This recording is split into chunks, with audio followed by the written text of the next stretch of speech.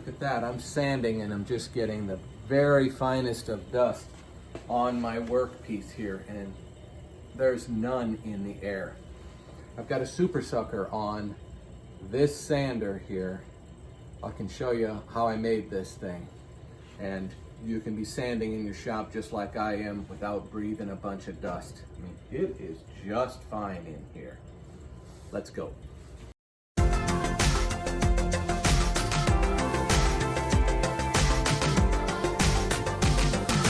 You're watching On the Mark with Mark. I was working on a project recently and I did a couple of glue ups on my catcher table here, which I use as a workbench quite a bit, and some of the glue actually stuck. Now, usually I've got a pretty good coat of tung oil on this bench, so glue doesn't stick to it. I can just snap it off, but I realized I haven't put any tung oil on this bench for a long time, so I decided it's time that I sand this thing down and get some decent tung oil on it again. So this is an opportunity to show how my dust collection system works with this sander right here. This is a sander that's out of production. You can see it's a Bosch model, what is that, 3283. There's a successor to this that I'm sure would work just as well. Instead of this dust port coming off of the side, it follows the handle, which is pretty smart. This does have a fan in here that is sucking up dust and blows it out of this port right here. So that's pretty cool. That gives this thin tube a real boost when I'm trying to suck it up here with my super sucker. So I'm gonna go after this table for a little while and take a look and see if you think there's any dust that's coming up here. So I've got hearing protection because this super sucker, that sucker is loud, and it's all of 2 feet from my ear. So that kind of sucks.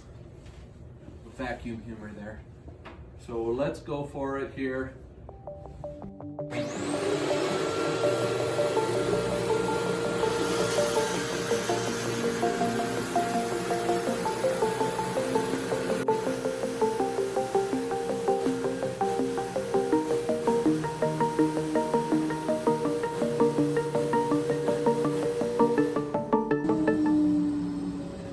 Let's stop for a minute and take a look at some photographs I took while I was making this super sucker.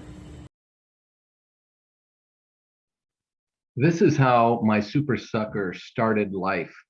It was a Regina electric broom, and I dismantled that broom. I liked how this was all in one direction. The dust came in one side and went out the back side. But inside here, of course, is an impeller, which is causing the vacuum to happen.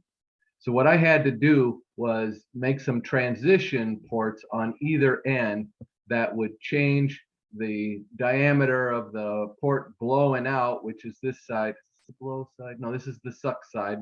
So this is the side that my tube will go onto, and then it's also got this blast gate on here, which is just a hinged piece of wood on the one side, and then on the other side I had to come up with a way to get it to connect to my dust collection tube, which I think that's a 2.5-inch diameter tube this is going to be blowing into.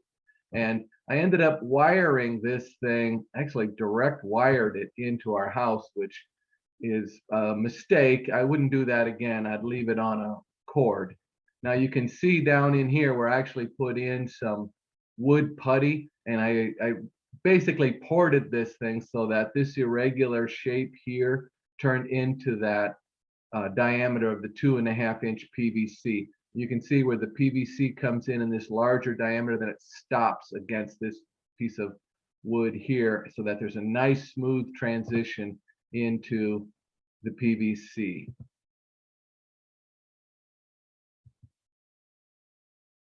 Another shot of it here. So this switch right here will turn this vacuum, this Regina electric broom, on and off, and then there's another outlet on here for me to plug my shop back into.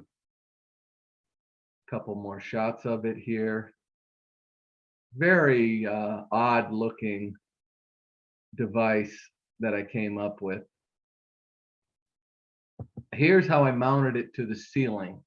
Now this is some bungee cord that you can see here, and this helped reduce the vibration going to the floor. This is in my old shop, and I was right underneath of my wife and my bedroom at this area in the basement. So I was trying to keep the noise level down as much as I could, but it it was pretty loud. But boy, the amount of suction this thing added was absolutely worth it.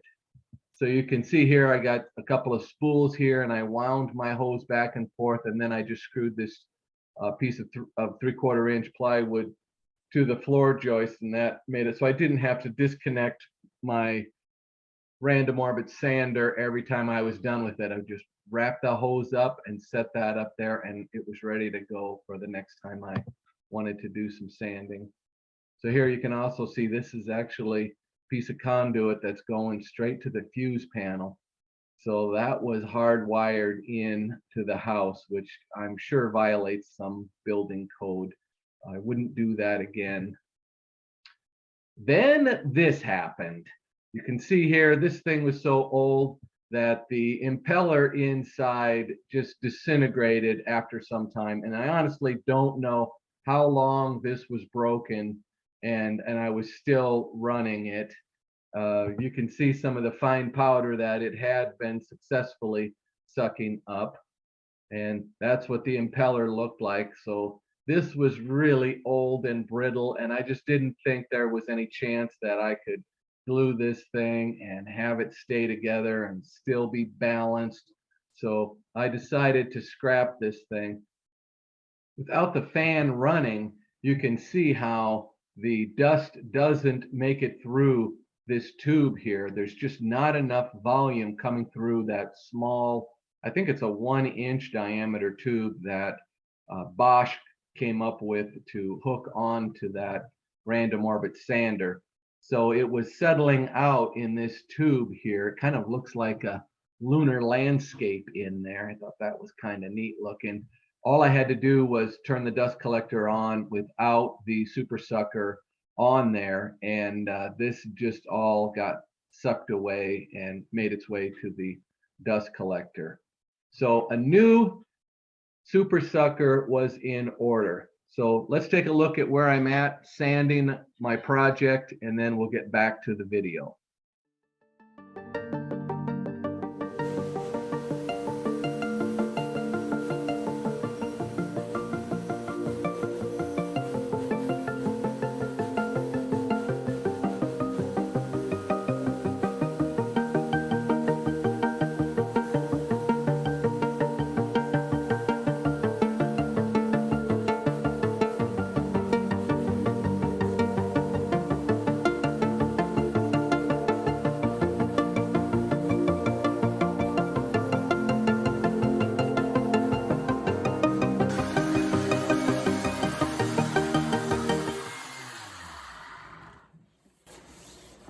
Aren't those pictures decent?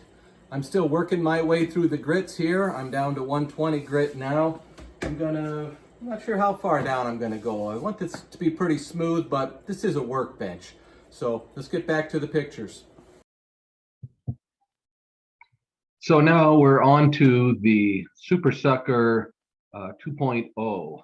This is another upright vacuum cleaner. I don't recall what kind of vacuum it was. I don't even remember what it looked like. But anyway, I tore the thing apart and lost most of it. But this is the motor and the impeller that creates the vacuum. And then you can see that I've added the adapter ports to it from the original Super Sucker, and just mounted them on this one. So that made my job a little bit easier this time around. This one has the intake on the side, and the exhaust in this picture is coming out the top. So a little different orientation than what I had before, but that still works. And then you can't see here, but there's going to be a cord put on this where it'll just plug in. It won't be hardwired in anymore. And in this picture, you might recognize that black cylinder coming out there. That's actually a Kodak film canister. And what I'm covering up there is a shaft that stuck out the end of the motor here that went to a belt that ran the beater bar on the vacuum cleaner. So I just wasn't comfortable with that shaft spinning out there by itself. I didn't know if it'd get caught on something might get wrapped up in it. I don't know. It's unlikely up at the ceiling, but either way, I decided I wanted it covered up. So this is the majority of what I did to create the new Super Sucker. So let's go back down to my new shop and see how things are going there. Here's where I start. My sander stores neatly just on top of this fluorescent light here.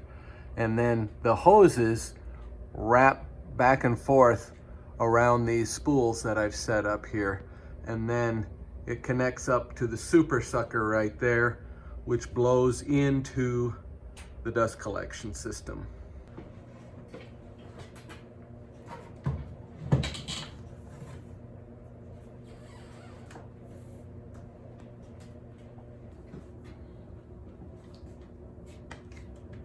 Here's how it looks up here.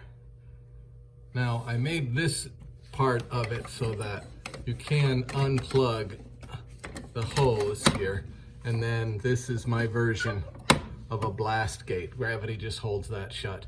So if for some reason I had the hose taken away and I needed to use the dust collection system, there isn't going to be this gaping hole right here, although it would have to go through the fan first. Now, this hose is way longer than what I really wanted, but that is the accessory hose that they make for this sander, and it has come in handy before.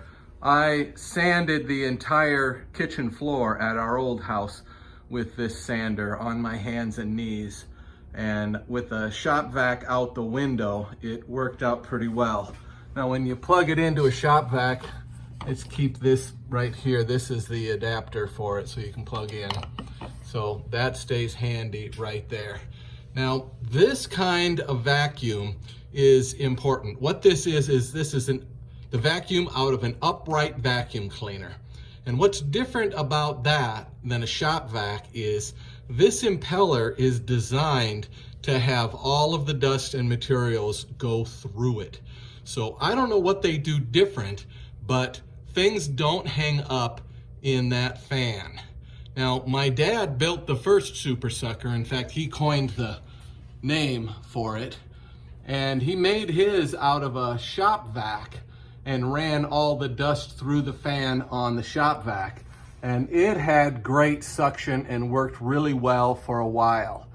Then he did a pine project, and there was so much pitch in the sawdust going through his impeller that it stuck to the back sides of the impeller, and then somehow threw his impeller off balance and toasted the motors, or not the motor, toasted the bearings in that motor. Now, those bearings could be replaced and it could be started again, but the same thing would happen again. I guess maybe if you avoided pine, that might not be so bad. But anyway, this type doesn't do that, and I've had it apart before and nothing is collecting on these impellers, and I use a lot of pine here. In fact, this bench top I'm sanding, that might be maple. Anyway, it's I sand a lot of pine in this shop. Then over here, continuing on with this Super Sucker, this is a way of adapting the shape that came out of the upright vacuum cleaner to this diameter of tube that could then go to the dust collection system. Now, part of the reason for having a dust collection system for me is because I really don't like listening to a shop vac. That was the first dust collection I had on my table saw back in the old days, and that thing just screams so loud, when really, if you listen to a table saw, here, listen to this. That's really, it's not very loud, you know, you can tolerate that. put a shop vac on that and it's really wearing on you. So I wanted to be able to use dust collection for my sander, but the dust collector is high volume, low pressure. And a low pressure suction does not work very well on this small diameter tube. Now that sander does blow and that helps, but I found a lot of dust had been settling out in the hose. So then my dad came up with this idea for the super sucker, so then I built my own. Actually, this is my second one. The first one I made out of an upright vacuum cleaner, and it was so old that the plastic in the impeller broke off and the thing kind of shattered inside of its casing, and so then I had to come up with this one. But this one probably works better than the original one did. So it's that small diameter tubing that makes things difficult, but that's what they sell. I could shorten that, but it has been handy a few times to be that long, and as long as I've got my super sucker on there, I can pull through this really well. The other thing I got going here, you'll notice these guys here. These are, I don't know what you call these, but these tie the cord. I got an extension cord on my shop vac right here. These tie the cord, see they got this little thing on them right there, to the shop vac hose. So now I'm only wrestling one cord or one umbilical along with my sander there, rather than trying to keep from getting tangled up with the hose and the cord. It was just too much. But putting them together like that, I found to be a really handy way to go. I've got my super sucker on a pull chain cord here. This is how I turn it on and off. On the other end of that, there is a short cord, and then it plugs in right there. And then the other outlet there, that's the extension cord going to the sander. Now, I was talking about having the shop vac screaming at me and how I don't like that. Well, this thing is loud. It is really loud. And I've had to get a set of earplugs to be able to run this thing, because I was measuring it and it's like 2 feet from my ear right there. So it screams like a banshee there. So I kind of lost that aspect of not having a shop vac screaming, but this thing works so well. So you're saying, well, why not just use a shop vac then? The problem with using a shop vac is there's no cyclone on the shop vac, and this fine dust that comes off of a sander plugs the filter really quick. So you're constantly having to open that thing up and clean the filter out. Whereas by blowing this into the dust collection system, I now take advantage of the cyclone that's built into that can right there. You can look for another YouTube video of mine where I show how I built that cyclone there. And then it drops out and goes into this can down below. Now a little bit of dust does make its way through here and goes through the fan and comes down, and there's also a little bit of a cyclone action that happens inside of this filter area here. And then some of it, of course, is going to drop out down there. But the beauty of the whole thing is there is no dust in the air down here. You know, I'm not hacking and coughing. There is a little bit, boy, not much. I barely could. There's hardly any dust left behind from that thing. It just sucks it up so well. So let me show you how much suction I get off of that hose.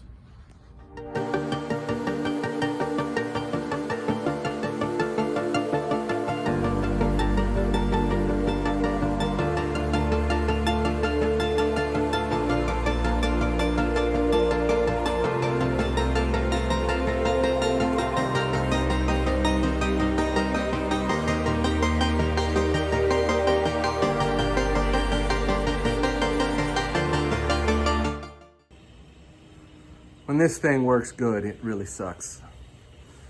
More vacuum humor. I have been sanding for probably 20 minutes now. So this is the very top of what was in the can under the cyclone. Now this is sanding dust. See, that's very fine powder that ended up getting separated by the cyclone and is now down here in this can. So that saves my filter on the dust collection system, and I'm not relying on a shop vac. Look at that, boy, it's just fine powder. I can barely even feel it. It's so soft. This is the finest powder coming off here. You can see some other stuff from the joiner in there too from project before last.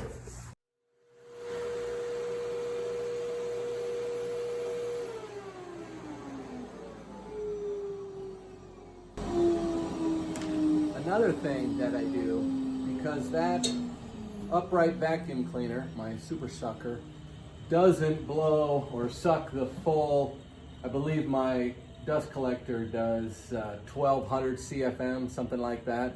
That shop vac might be 500, maybe 600 CFM. There is some suck that needs to get made up. Okay, so downstream goes to the cyclone, but upstream, now past the super sucker, this duct comes by, comes down here, and it goes to my bandsaw, but it also turns, goes by here, goes to a floor sweep, and then it comes clear down here and goes to my joiner, which is right there. So what I like to do is open this up about halfway to make up the air so that there's already some air moving through this duct, and when it gets up here where the super sucker is blowing into it, there's already enough air volume going through there that none of that dust settles out in that part of the ductwork there. There should be plenty of volume and speed to keep that dust moving towards the cyclone. So that's the other thing, to make up the air that the super sucker can't produce.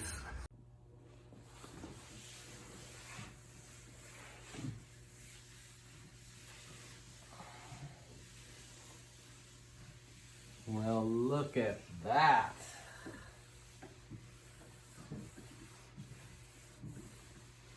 Got the tung oil on this.